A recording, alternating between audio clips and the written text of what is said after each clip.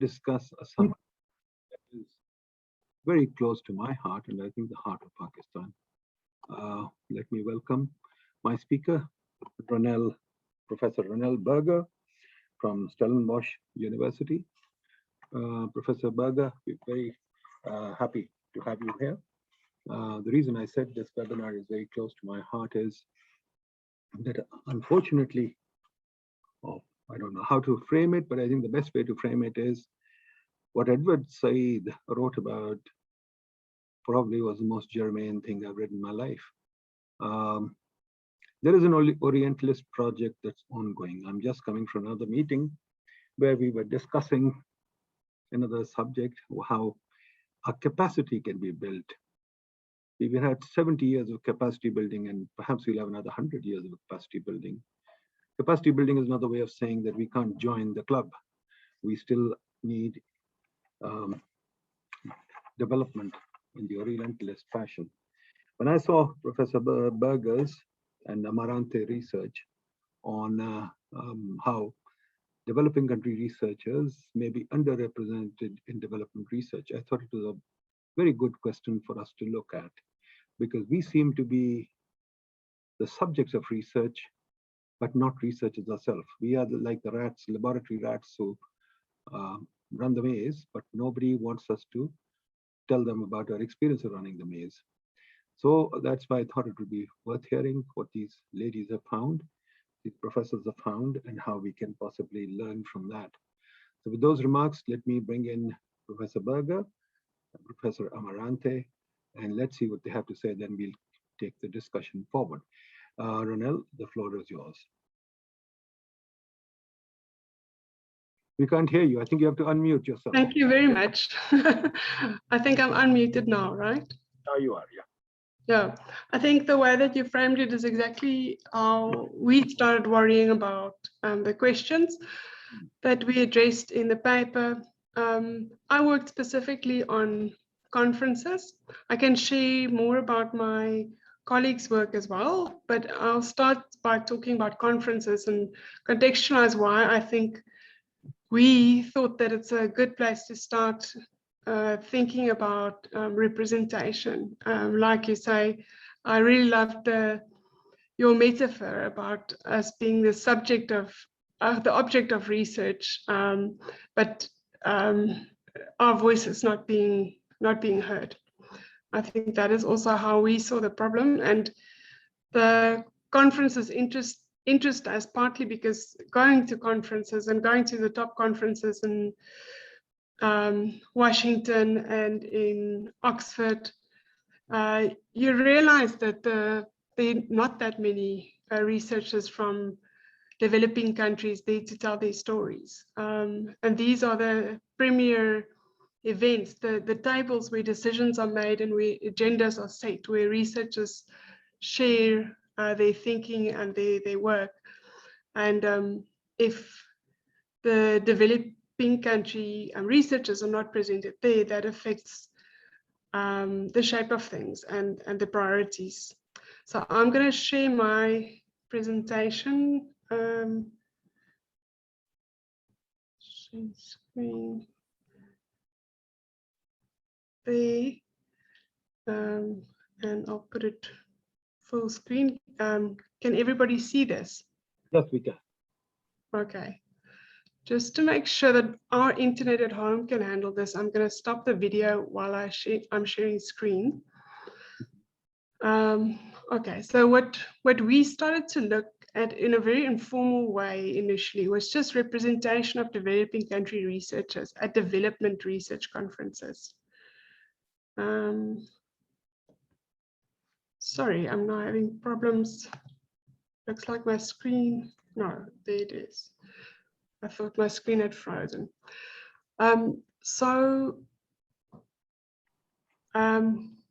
This is part of a conversation as we see it.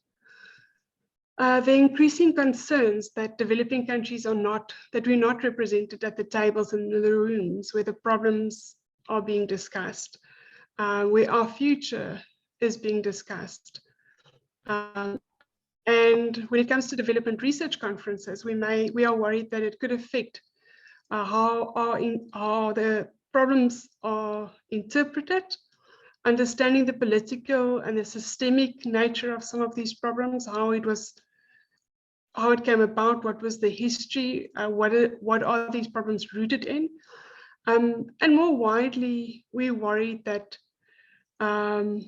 sometimes in economics, what we've seen is that there's a move away from power differentials, talking about power differentials, talking about politics, governance, ownership, towards easier conversations that are about technical details and very specific research questions and narrow research questions that are under the control of communities themselves. But in the process, we're ignoring really the landscape of problems that communities often are not at power to influence their fate. And where sort of bigger issues, political and governance issues, are really the main difficulty. Sorry, I have difficulty with my screen.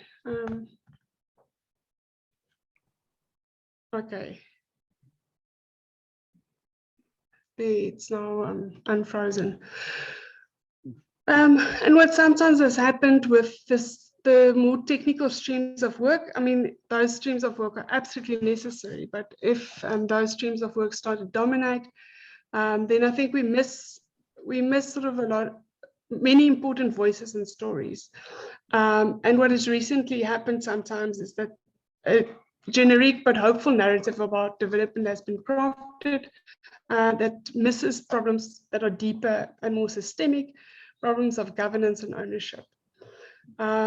This paper tries to contribute to a debate about how we should do development economics and how we reform development economics by looking at the focus and priorities of development economics research, by specifically examining regional representation at development economics conferences. The personal motivation of the paper is that we wrote it to investigate questions that we've always been intrigued and puzzled by as developing country residents who attend development economics conferences for the past 2 decades. Why do conferences matter? Why do we start by looking at conferences specifically? Conferences are, of course, first and foremost, important resources and platforms. Collectively, the quality of the discussions at conferences influences the global development research agenda, but then there also sort of a individual level effect where in terms of individual researchers, these discussions can be important for the conference participants themselves. And specifically because conferences occur so early in the research process, it's usually when you have a tentative paper.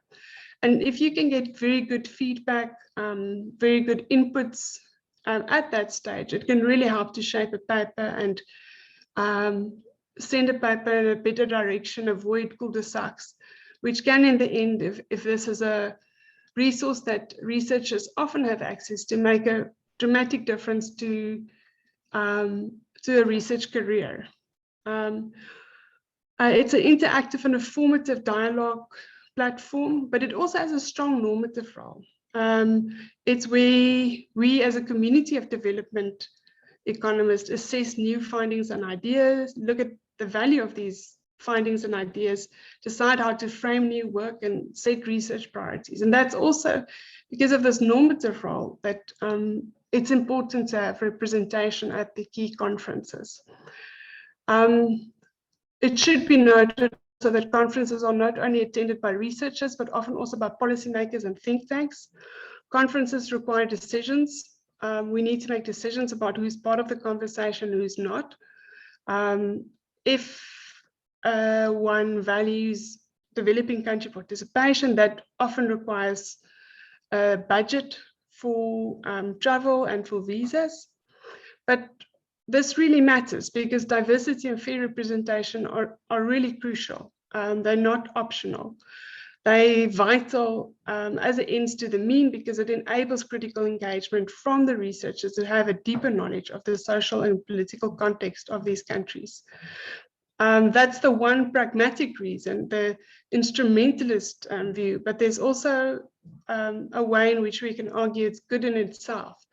It's good because it's the right thing. Representation is appropriate because those who are most directly affected by these policies have an additional and stronger claim to be part of those conversations because it's their future and their countries. And that's a big part of why developing country researchers deserve to have a strong voice in dialogues about their region's development and future.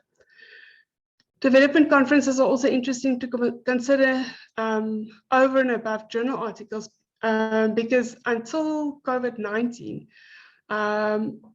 we've always needed to be in the same place. And the choices about where these venues are and where we gather in one place are in a big way political decisions, and they're important political decisions because they introduce asymmetries in the time and financial cost of conference attendance, which is further accentuated by the asymmetry in the visa requirements for travel.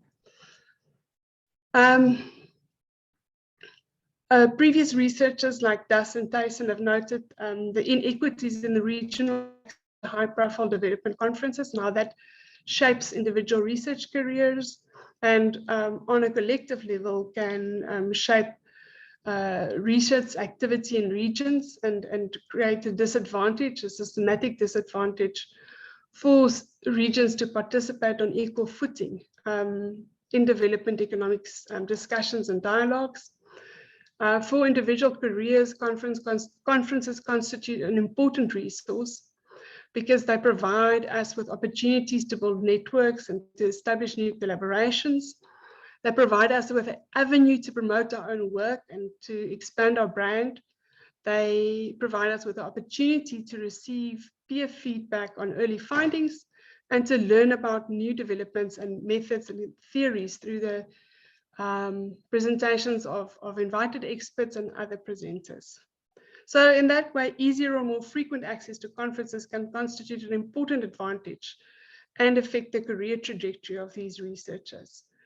And on a larger scale, equitable conference representation will then reinforce existing skew patterns of resource allocation in research, which will be reflected in research activities and research outputs. Where we stand thus with this work is we contribute to this dialogue with analysis of regional representation patterns across conferences over time, based on a large database of conference participation. And this, as far as we know, has not been studied previously. Data and methodology. We examine the representation of southern or developing country researchers at development conferences aimed at economic development. We could not find any authoritative list of which are the most important development economics conferences, and therefore we asked a number of development economists.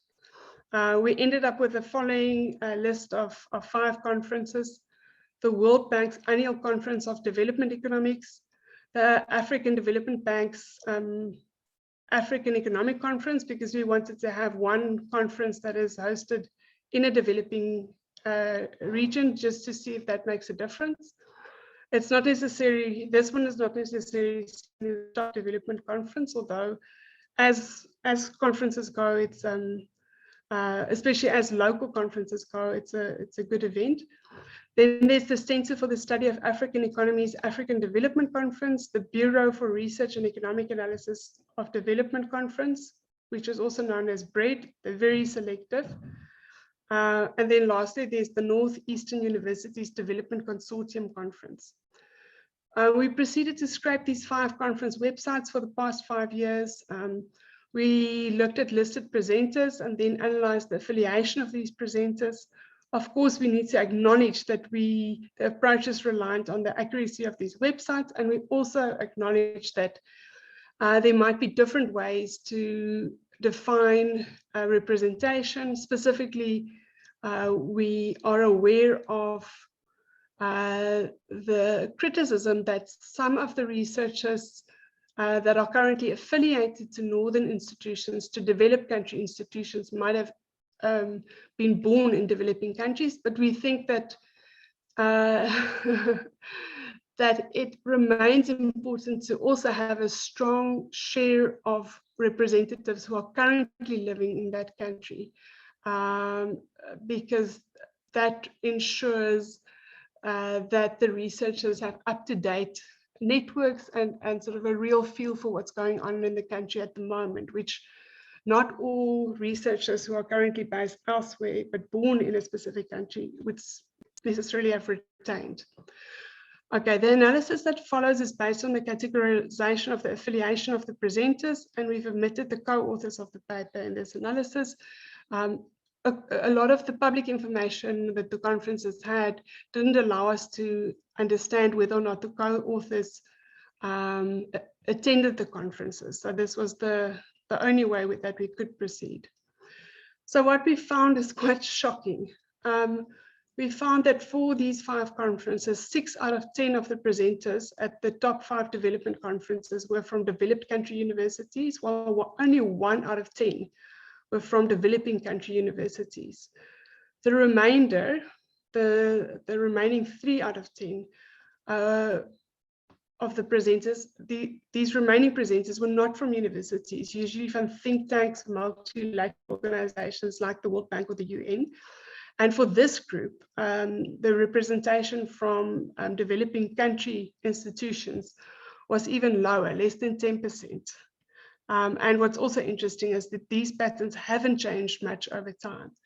This is the graph that is the key output for the analysis that we did, this massive scraping effort. And as you can see, we've tried to simplify it by using fitted values, and the individual years hug the fitted values quite well. We don't see massive changes over time. And we see this very big divide with 60% of presenters coming from developed country universities, and around 10%, a little bit less than 10%, coming from universities affiliated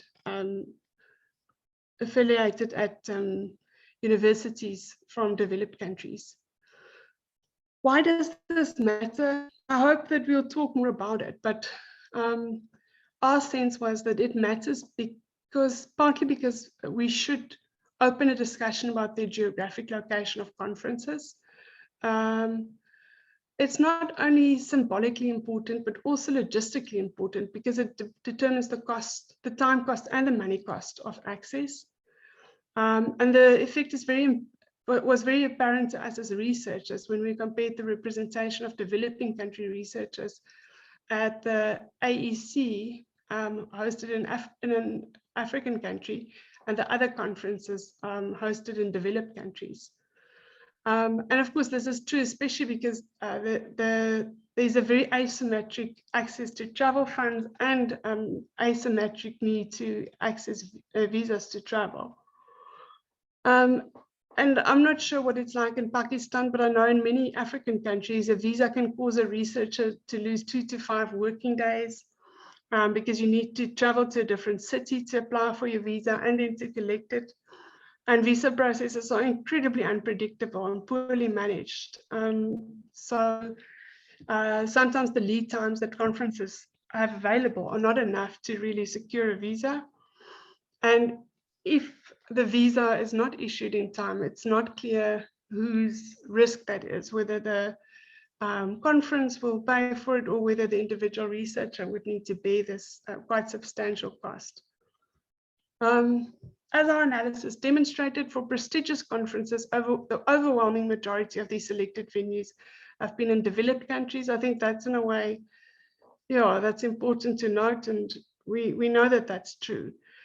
This raises the time and financial cost of participating in these conversations because of visa requirements, but we also worried that the home ground advantage, knowing that it's your place, might affect how researchers engage, how they participated, due to perceptions of ownership and a sense of belonging and familiarity. So that researchers who need to travel might also feel a bit disengaged, be reluctant, be shyer, feel less at home, and for that reason get less out of the conference because it's not hosted in the region. The conclusion, given the stark patterns we observe, the lack of representation of developed country researchers cannot be new information. While we like to think that this graph is adding value, I think anybody who's been to a development conference would have observed, and through conversations and looking at the list of participants, I've gathered the same. And I think what concerns us is that funders have not demanded change. They often visit these conferences so they could see the stark contrast. And one would have thought in recent years, as we are having more conversations about participation and representation and social justice, and the deep roots of structural inequalities and colonialism, and alongside that, also the importance of lived experiences and social context, that we would have been further down the line, that there would have been more voices that have raised this. Unfortunately, as we showed, there's no signs that this trend has been improving over time, and it's troubling that these patterns have persisted for so long. While it's important that allies can do important work, they cannot lead the research agenda. It's not effective and it's not appropriate. And stepping back, it's difficult to reconcile the way that conferences have been conducted and planned. Difficult to reconcile that with the claims by funders and organizers that they're prioritizing the future of developing countries. And that is the conferences part. I can talk a little bit about the main research project as well, the interesting research on the inequities in journals and citations as well. Unless there are specific questions about the conferences that... Go ahead, please, Ronelle, go ahead. Should I proceed? I just want to see if my co-author has not joined, because she would do better at presenting this. I don't see her, so go ahead, you can take her time. Okay. Okay, I'm going to screen share again.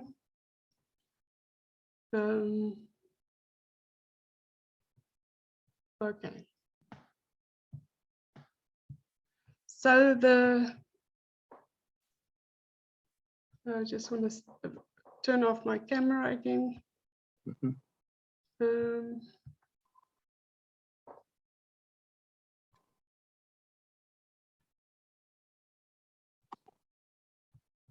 Right, sorry.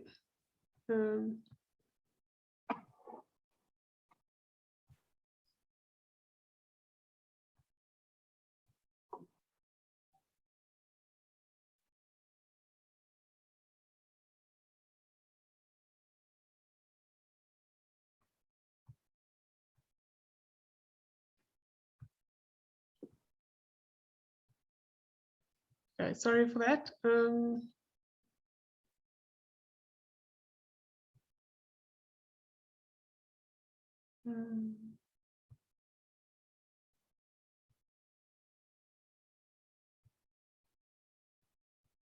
Here we are.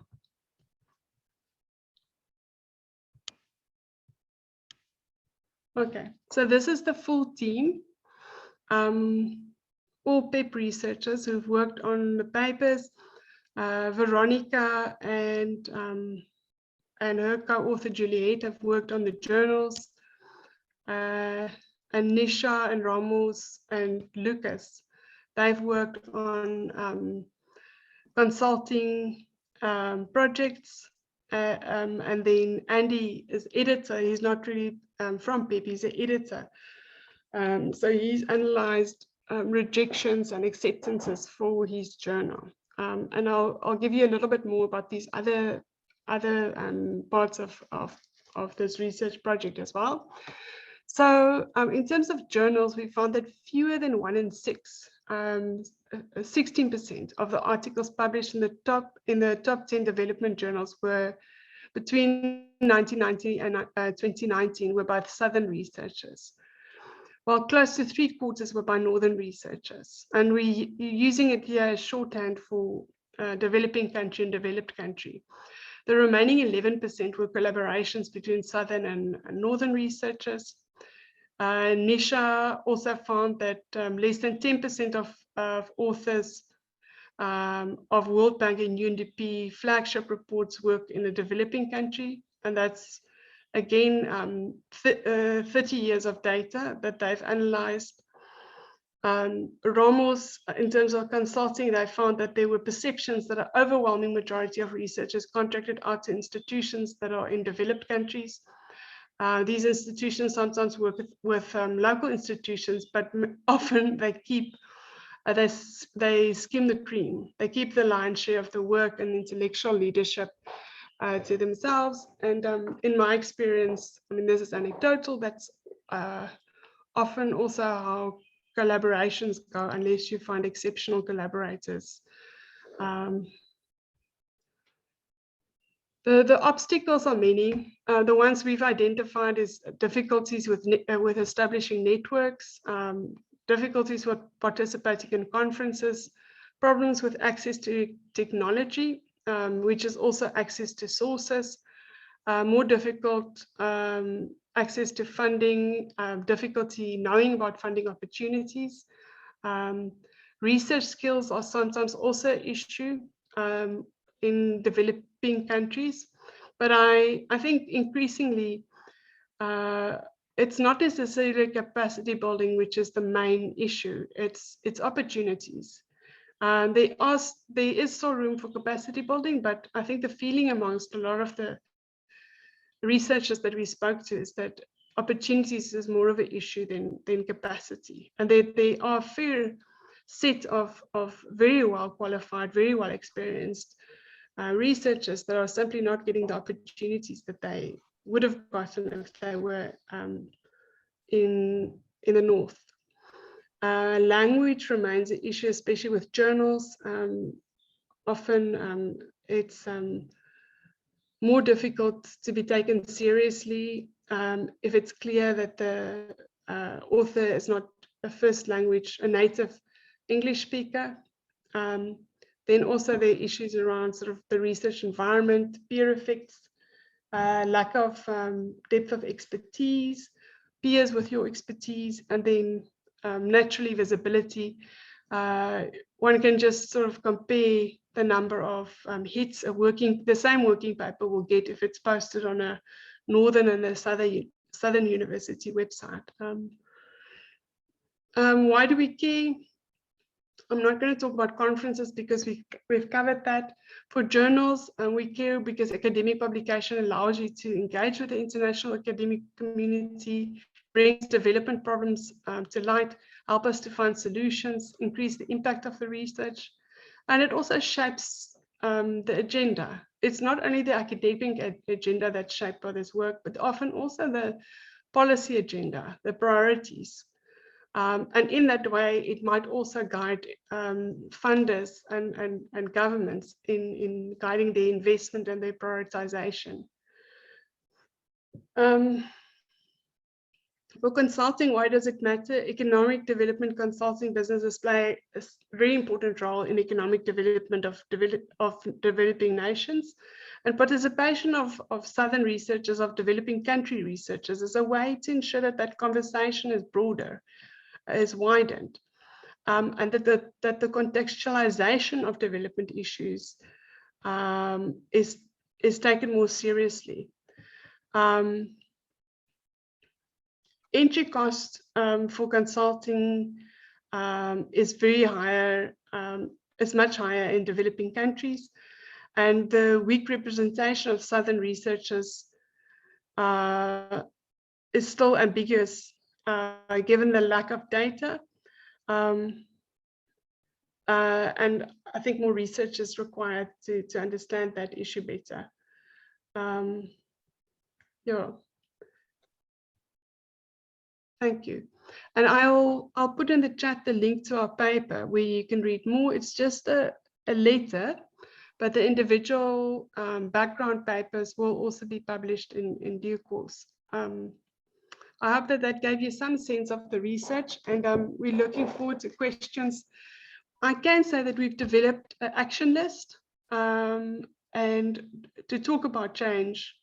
And we want to have a broader conversation about this action list. You know, what should be done? You know, how do we affect change? Because I think it's natural for our research to lead into that conversation. Thank you, Ronelle. Thank you very much. That is very nice, very good indeed. I would like to make a simple request. Can you send us all these papers? And Yes. with your permission, Wow. if you allow, we would like to republish them here, saying very clearly that we are republishing them, not say taking your original, publication source, whatever, because I think this is extremely important information that we should all share. This is something that I've felt viscerally throughout my life. And I started off at Chicago with Gary Becker, Robert Lucas, etc. And I felt it viscerally throughout my life. And I have felt it viscerally because I have seen how this has happened. For example, you said very clearly, and folks, while I'm talking, please raise your hand so that you can ask a question. While I'm speaking, let me just quickly say, I started off life thinking about many problems that I knew of well before the international community. For example, if you go to the IMF website, you'll see my paper there talking about technical assessors versus brain drains, which is better. I presented it also in the African Journal, the African Economic Consortium conference that you talked about. And I've been arguing about this for a long time, but this is not a subject that I could even put on the table, even though I was at the International Monetary Fund. And there are similarly many other issues that I can think about. Governance, for example, we felt about governance very differently and viscerally very differently from the way it has come through. So I often used to joke around with my friends in the development circles, many of them are good economists, that is somehow we have to wait for Harvard, MIT, etc., the Western economists to learn about us through another crisis. So we move from crisis to crisis, waiting for them to learn. And I think if you go ahead, I think you've done very good work, consultants. And if you look at the WDR, I used to be very critical of the WDR. If you look at the WDR agenda, you'll see that it's all determined from Northern universities. Very few people from our part of the world even get in there. Now, even the rules are set such that we can't publish in those journals. For example, Pakistan has a very number of deep issues that we have to deal with. One is an energy crisis. We've lost $7 trillion, rupees, which is about, I guess, a few $100 billion in the energy crisis over the last 10 years. That means we have a constant demand and supply gap, which we try and deal with, but we can't. So given that, if we do any research on that, we can't publish it anywhere because nobody else is interested. All that we are interested in is doing randomized control trials. But randomized controls trials don't do anything for me when my institutions are so screwed up. I want to use a harsher word. And we talk about institutions, but nobody cares. I've been talking about years in the fund. Hey, let's talk about capacity building. What is capacity building? We are told about capacity building, but we don't know what capacity building is. So nobody wants to assess what capacity building is. Nobody wants to discuss what capacity building is.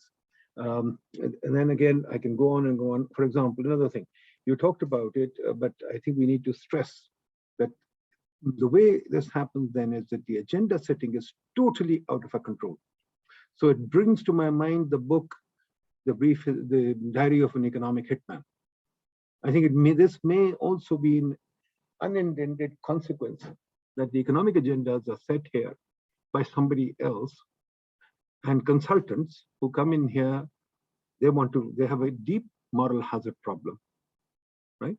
They have a huge agency problem. They do things to please our people or their funders or whatever. Our central issues remain off the back burner. When I used to work on the IMF, I used to talk to my mission all the time when I went overseas. And I used to say, hey, how arrogant of us. We stay for 2 weeks in a 5-star hotel and we tell countries what to do. I've been to South Africa as well. And yes, we did that. Quite frankly, I find it very, very strange. How do I know South Africa better than the South Africans? Yeah, I can write a policy brief very well. No problem. I've been trained to do that. But how the hell do I know that country, which is so complex? Similarly, on IMF, and these guys come here, I tease them all the time. Hey, come on, guys, you're going to do your usual thing, but you're going to miss the forest for the trees. You just don't know what the hell is happening. And unfortunately, we see that happening all the time. So I can go on, but this is a huge issue. But tell me, how can we now, from our part of the world where we've got something better, how can we get together and carry our research further? How can we show? Because there is a kind of a complacency out there that these darkies can't work. And there's another complacency. For example, I checked on the Transparency International, and they seem to be only saying, hey, white countries are honest and the others are not. So there's a huge amount of now international data that's also come up that just simply says, hey, Northern European and the US is okay, Canada is okay, rest of the countries have problems. It's kind of a tautology. I mean, so how do we rectify this? So where are you carrying your research further? Can you tell us? Well, the research on the consultancies are ongoing, and I think they, and policy research, both of those are ongoing projects, sort of a second wave of research. We reported early findings in this presentation that we did at GDN last week that I just showed to you. But I think the real difficulty is thinking through how one affects change, how one creates a shared agenda. And I think the difficulty there is we've been thinking about an action list and sort of what is on this action list. Like in terms of journals, I think one of our biggest concerns is with the move to open access, what would this entail for developing countries? Because often now we find that it is 40,000 rands to publish our research in an open access journal. And for many junior researchers in particular, that's prohibitively expensive. In many countries where they're not allocated, dedicated funds for publication, that becomes prohibitively expensive. So it helps a little bit on the reader side, but in terms of getting your voice out there, I think it's a real difficulty. And I am I'm an associate editor of some journals, and all of them are development journals. And I'm worried about why we're not having a conversation about what we will do. Why is that not a priority conversation? As I understand it, the UK and Europe have already made decisions that they will go at open access, and that as countries, they will help fund open access fees for researchers. And the path that this is taking is one that will deepen the divide even further. So that's something that I think is absolutely vital. Having more developing country representation on the boards of journals, I think, is critical, because we need people who know the context of these countries to assess the journal articles. We can't have a journal article about gender-based violence, in Ghana being assessed by two men at MIT. We need women from those countries to be at least one of the reviewers of such a paper. And it's true broadly for most policy papers. We need reviews from those countries to tell us whether this rings true, whether the researchers have done their homework. I think we feel that this is part of a deeper acknowledgement of the importance of institutions, the importance of social context, political context, and a little bit of a rolling back of the domination of JPAL and RCTs. They have their place, but I think, and they are in a way the gold standard for very specific types of research. But I think I am worried about what they've been crowding out and how they've shaped how they shape the window of development economists, and what we've neglected because of this because of this sort of focus and almost obsession recently that funders and researchers have had and journal editors have had with RCTs. Another thing that I think you might want to look at, and I think somebody should look at, is the contractors. I mean, if you look at it, aid, which is a very large part of our budget, aid is a very huge part of our budget, and aid controls a lot of policy, at least in Pakistan. Aid controls almost 90% of the policy. The agenda is set by aid, and aid is very, very arrogant. We have recently started evaluating aid, and we've sent letters to all the aid agencies, about 30, 40 of them. And guess what? They won't answer. They won't answer. They don't feel compelled to share their data. Even our Ministry for Economic Affairs that deals with them says that they will not share data. We ask them a simple question: tell us who are your contractors. And we know who the contractors are. We've searched them out. For example, take Adam Smith International in UK, take Oxford Policy Management in UK, take Chemonix in USA, take DI in USA, take Coffee International in USA. These agencies are about 50, 60 of them, most of them in the US, some in the UK, now some coming up in Australia. And these things, these guys get all the contracts. They get contracts worth $100, $200 million a piece. Pakistan government doesn't have a budget that's as large. So how do we deal with these contracts? And these contracts, another thing which is very important is none of these contractors work in the private market. They have a symbiotic relationship with the aid agencies. They work only for the aid agencies, and many of them are made by retired or officials who've left those agencies. And they know the processes are so arcane and difficult that nobody else can enter the market. And we, PIDE, which is the largest think tank in Pakistan, which has 60 years of history, we are probably the only and the earliest think tank in the developing world. We are very reputable and have got a history. We cannot apply for these projects. Only the contractors can win them. And the contractors then have access to everything. So I think contractors also need to be discussed and understood. What are they doing? Who are they? In fact, if I had the time, I'd like to write a book on the contractors.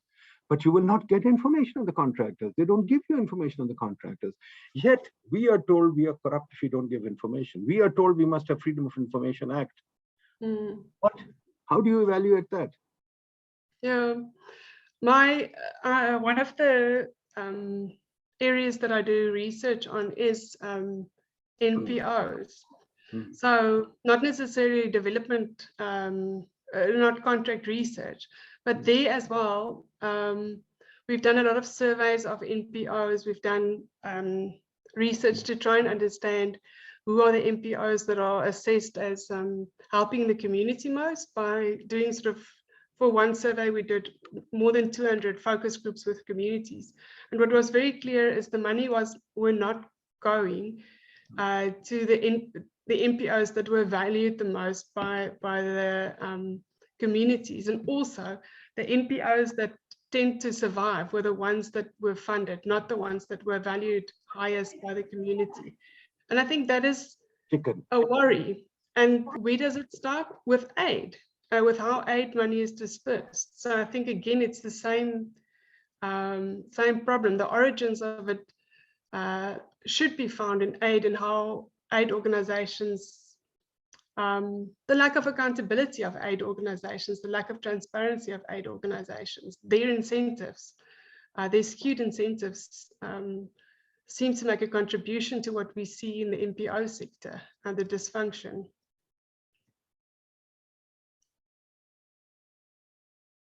Yeah. Thank you very much. Thank you very much. I think that's wonderful.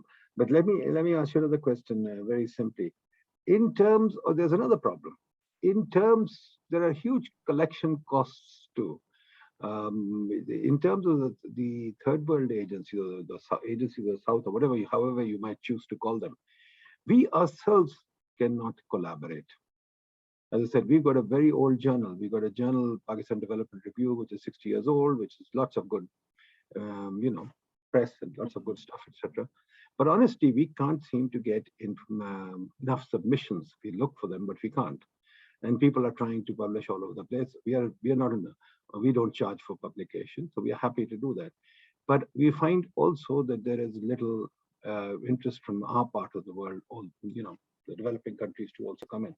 Secondly, I think the developing country researchers, at least my researchers here, have become very risk averse. We think, running a regression or doing randomized controlled trials or following Western methodologies are the best thing. So part of what you've also uncovered is a kind of a reticence on our part, a built-in inferiority complex that has been fed by this process. That, look, guys, we have to wait for Barrow or Lucas or somebody from the West to do something before we can take an interest. And my little experience, whatever it is not subject to research. So how do you think you can look into that somehow? And how can we reduce the costs of information so that we can publish locally, don't have to publish everything in AER, and we can also discuss, start a local discussion. For example, another thing is that the funding agencies, which include the donor agencies, multilateral agencies, they will not fund a conference where we can invite you from South Africa, we can invite somebody from Africa, or whatever. They would also like somebody to come from Europe and things. I've tried this. And they said, no, you invite somebody from a better university. So that's another part of the process that we have to think about. Yeah, there's a legitimizing function that somebody from the northern institutions have on big funding contracts for conferences, and unfortunately, I think you're correct. As developing country researchers, we're part of the problem because we also perpetuate that. We do step back, and we do feel that we need to give priority and follow. We have taken that position. We feel we do what we do is we see the new methods and then we implement them at home.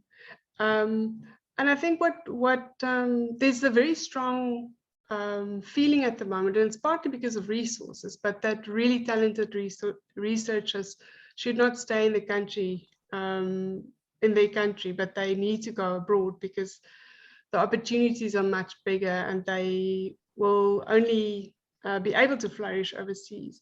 And in northern institutions. And I think it's very important that we create real pathways for excellence in sort of developing countries, that somebody can participate in the international dialogue and do exciting work. I mean, often they also, not sure what your view on it is, but at universities, the teaching load is really much higher than it would be if you were at a northern university. And that means that it's more difficult for talented researchers, young talented scholars to develop their research ideas. And I think that's the type of opportunities where funders can step in by creating research chairs in developing countries and at developing country universities. And I think the North-South collaborations are important, but if they're equitable, if both parties benefit from it, and if there's appreciation for what each party brings to the table. I think there has historically been relationships that have been very inequitable and has not really worked to the advantage of both parties, where the developing country partners are essentially data gatherers and are often not even trusted to analyze the data. And I think those type of partnerships really just kind of widen the divide rather than help things and take us further. But I think your idea about sort of trying to create platforms where ideas can be shared between think tanks and universities where researchers are thinking about this, I think there is a receptive space and the time is right for this conversation to raise these issues and to start a dialogue about reform in development research. And I think the essence of that is, I mean, there is an equity and a social justice argument, but largely it's also about the countries and what's right. What is the right way to shape policy? What's the right way to do research about policies? And it's definitely, without a doubt, one where there's ownership and strong involvement of local researchers. That's the way that we create the best policies. I'm sure of that. Thank you. I think that's very good. I think a couple of the things that I might mention, Ronelle, is one is this thing about, sorry, yeah, you mentioned fees, for example. I think very interesting. I remember the paper that I wrote for the African Economic Consortium, you'll see there in the AERC conference that I have, and it's available again, you can check it out. UN has a discriminatory fee structure, which is very interesting.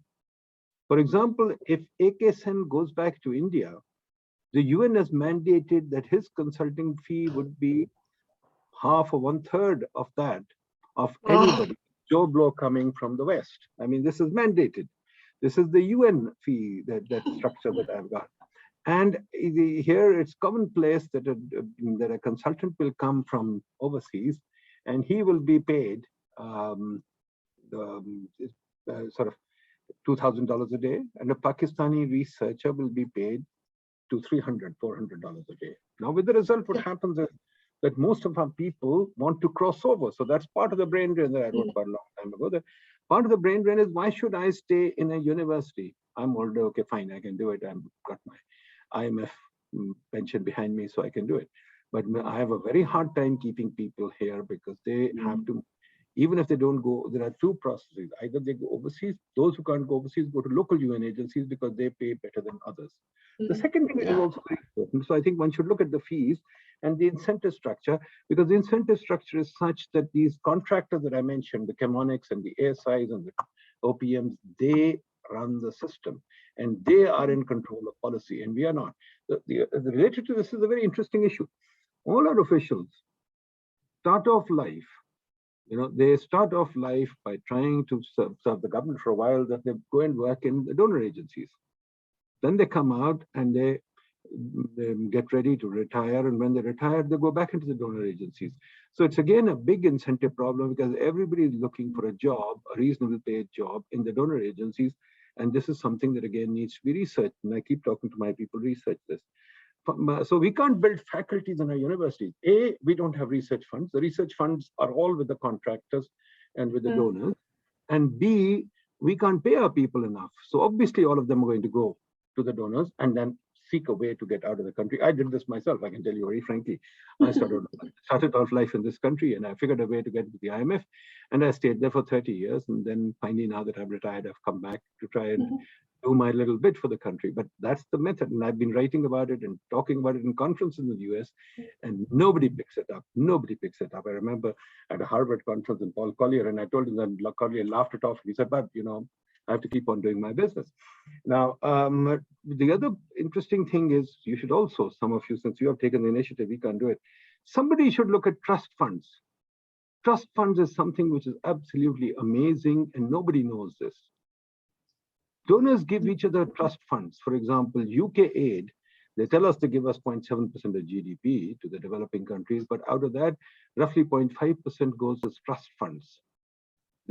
Trust funds go from UK aid to UN agencies or to the IMF or the World Bank. Large sums of money, unaccounted for, no accountability, nothing. These funds are given. And out of those funds, we don't even know what happens. And similarly, the trust funds going from one agency to another agency, in the name of trust funds, there's a lot of expenditure that is unnecessary. A lot of conferences, a lot of trainings, a lot of things happen in the name of trust funds. And again, as I said, we don't even have the resources to look into those. There is no resource to look into that. But the trust funds that some UN agencies and others have here, for example, UNDP here has a trust fund from UK aid, from I think some other German aid, some other agencies, which is much larger than any fund that the Pakistan government has. Now, this is a huge problem, because anything that happens, UNDP has the answer for us, good or bad. and they do all kinds of reports that we don't need. Anybody capable of looking at that? I think I need to send the team of researchers to you so you can speak to them and also share your work with them. I think they would benefit from that.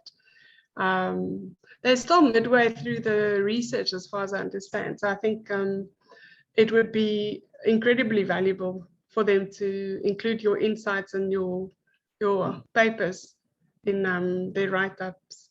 I mean, it's probably just a working paper that they'll put out, but it's a start. And the approach is empirical. Very good start. I was really impressed. I was really happy to see it. Let me take a question from the floor. Mahmoud Khalid.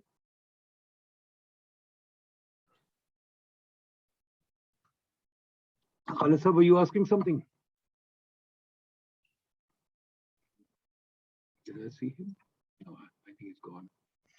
So anyways, well, any questions, anybody, folks? Okay, if not, Ronelle, I think it's fascinating, beautiful. Please send us your work. As I said, you can publish it whatever you like. Just give us the rights to republish, not for publication. But if you want, we are quite happy to run a symposium edited by you in the Pakistan Development Review. That's open to you. I think this research is valuable. We will offer you the platform of Pakistan Development Review, such as it is. And we are ready to publish anything you want. And we should develop a deeper collaboration with you if we can. We have a conference coming up in a few weeks, November 23rd to 25th. We would like to invite you, if possible, and people from your faculty. We would love to have you here. I think if possible, we'll stay connected and try and develop a deeper relationship so that we can begin to at least establish a common platform. We are already doing it with Kazakhstan, with Azerbaijan, with Japan, but I think we should extend our reach and begin to reach out to you as well and see how we can collaborate. So that would be fantastic. Yeah. With that, thank you very much. I look forward to you sharing your research with us. Put us on your mailing list, and we will put you on our mailing list and begin to collaborate. Thank you. Thank you very much, Ronelle. Thank you, folks. All the best. Bye-bye. Great. Bye.